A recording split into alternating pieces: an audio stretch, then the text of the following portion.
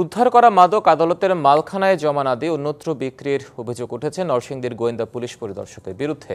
ঘটনার ধামা চাপা দিতে সংশ্লিষ্ট কর্মকর্তাকে ঘুষ দেওয়ার চেষ্টার তথ্য মিলেছে। এ ঘটনায় ডিবির ওসি এবং কোর্ট পরিদর্শককে দায়িত্ব থেকে সরিয়ে দিয়েছে প্রশাসন। গঠন হয়েছে তদন্ত কমিটি। গেল ৪ ফেব্রুয়ারি নরসিংদীর শিবপুরের একটি বাগান থেকে ৯৬ কেজি গাঁজা জব্দ করে জেলা গোয়েন্দা পুলিশ, যার মূল্য প্রায় ১৪ লাখ টাকা। নিয়ম অনুযায়ী মালখানায় জমা দেয়া হয়নি জব্দ করা এই গাঁজা।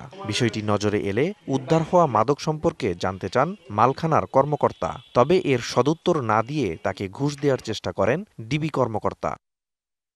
কালার এক্সপার্ট, জর্জ স্যাপ এবং মাইল্ড অন হ্যান্ডস টেকনোলজি সমৃদ্ধ অরিক্স ক্রিস্টাল ওয়াশ আপনার ১৫ই মার্চ বিষয়টি লিখিতভাবে পুলিশ সুপারকে জানান ওই কর্মকর্তা। মালটা ডিবি ধরছে, ডিবি ধরার পরে আমাদের কাছে বুঝিয়ে দেওয়ার কথা, কিন্তু আমরা আসলে মালটা বুঝিয়ে পাইনি। যদি তারা এটা আমাদের কাছে শুরু করতে পারে করবে। জব্দ করা মাদক অন্যত্র সরিয়ে বিক্রির অভিযোগ উঠেছে গোয়েন্দা পুলিশ পরিদর্শকের বিরুদ্ধে। তবে বিষয়টি বানোয়াট বলে দাবি করেছেন অভিযুক্ত। নিজের কাছে রেখে এটা অন্যত্র বিক্রি করেছে। এই তথ্যটি সম্পূর্ণ মিথ্যা, ভিত্তিহীন। নথিপত্র আছে, কাগজ আছে, কোর্টে সাবমিট করছে, কোর্ট এটা ধ্বংস করছে। অভিযুক্ত ডিবি কর্মকর্তা এবং আদালত পরিদর্শককে দায়িত্ব থেকে সরিয়ে দিয়েছে প্রশাসন। গঠন হয়েছে তদন্ত কমিটি।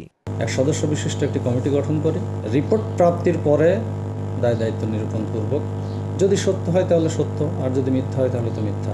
বিষয়টি নিয়ে সামাজিক যোগাযোগ মাধ্যম সহ সর্বত্র বইছে সমালোচনার ঝড়। ঘটনার সুষ্ঠু তদন্তের দাবি সবার। DVC news desk.